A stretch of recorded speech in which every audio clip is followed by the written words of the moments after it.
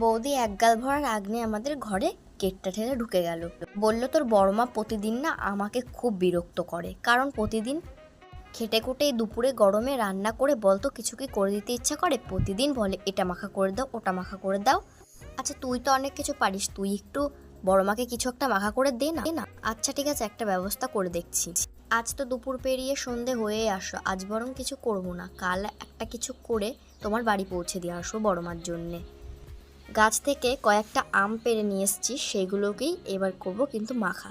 প্রথমেই কিন্তু আমি আমটাকে ভালো করে ছিলে নেব, তারপর কিন্তু গ্রেটার দিয়ে ভালো করে ঘষে নেব, তারপরে কিন্তু এর ভেতরে দিয়ে দেবো একটুখানি বিট লবণ আর লঙ্কা কুচি, চিনি আর দিয়ে ভালো করে মেখে টিফিন বক্সে পুরে দিয়ে আসলাম বড়মাকে। খেতে এত ভালো হয়েছিল না আম মাখা, কাল দুপুরে বড়মাকে গিয়ে বাড়ি পাইনি, বৌদির হাতেই বক্সটা দিয়ে চলে এসেছিলাম।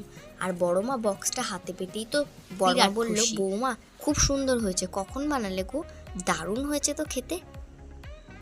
ও, আমি কাজটা করে দিলাম আর প্রশংসা পাবে বৌদি, ঠিক আছে মনে রাখলাম, পরের দিন কিছু বলো, এটা মাখা করে দে, পরের দিন তোমার জন্য এক বাটি এক্সট্রা পাঠাবো, ঠিক আছে আমার বৌদিমণি।